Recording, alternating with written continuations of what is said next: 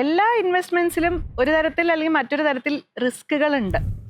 പല മലയാളി കുടുംബങ്ങളും ഏറ്റവും കൂടുതൽ എമൗണ്ട് ഇൻവെസ്റ്റ് ചെയ്യുന്ന റിയൽ എസ്റ്റേറ്റ് ഇൻവെസ്റ്റ്മെന്റിൽ എന്തൊക്കെയാണ് റിസ്കുകൾ ഉള്ളതെന്ന് നോക്കാം. ചെറിയ സംഖ്യയ്ക്ക് ഒന്നും ഇൻവെസ്റ്റ് ചെയ്യാൻ പറ്റില്ല എന്നുള്ളത് കൊണ്ട് തന്നെ പലരും ചെയ്യുന്നത് കടം വാങ്ങി റിയൽ എസ്റ്റേറ്റിൽ ഇൻവെസ്റ്റ് ചെയ്യുന്നു എന്നുള്ളതാണ്. അത് തന്നെ ഒരു റിസ്ക് ആണെന്ന് തന്നെയാണ് ഞാൻ വിശ്വസിക്കുന്നത്, അഫോർഡബിലിറ്റി എന്നുള്ള കാര്യത്തിൽ.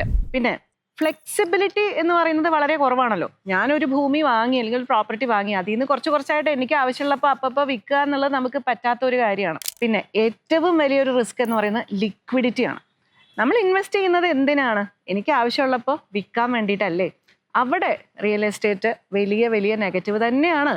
പലപ്പോഴും നമുക്ക് ഇത്രയും സ്വത്ത് ഉണ്ടായിട്ടും നമ്മുടെ ആവശ്യത്തിന് ഉപകാരപ്പെടാൻ ചിലപ്പോൾ സാധിച്ചു എന്ന് വരില്ല. എളുപ്പത്തിൽ വാങ്ങാനും വിൽക്കാനും പറ്റില്ല എന്നുള്ളത് ഒരു നെഗറ്റീവ് ഫാക്ടറാണ്. കൺവീനിയൻസ് എന്നുള്ളത് വളരെ കുറവാണ് ഇവിടെ.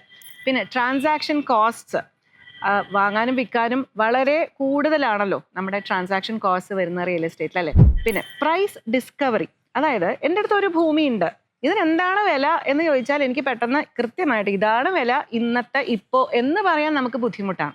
അപ്പോൾ വളരെ അഫോർഡബിൾ ആയിട്ടും ഫ്ലെക്സിബിൾ ആയിട്ടും ലിക്വിഡായിട്ടും ഉള്ള ഫിനാൻഷ്യൽ അസറ്റ്സിലേക്ക് ഇൻവെസ്റ്റ് ചെയ്തതിന് ശേഷം മാത്രം റിയൽ എസ്റ്റേറ്റിലേക്ക് ഇൻവെസ്റ്റ് ചെയ്യുന്നതായിരിക്കും ഫിനാൻഷ്യൽ പ്ലാനിങ്ങിന് ബെറ്റർ എന്നാണ് എൻ്റെ പ്രൊഫഷണൽ ഒപ്പീനിയൻ.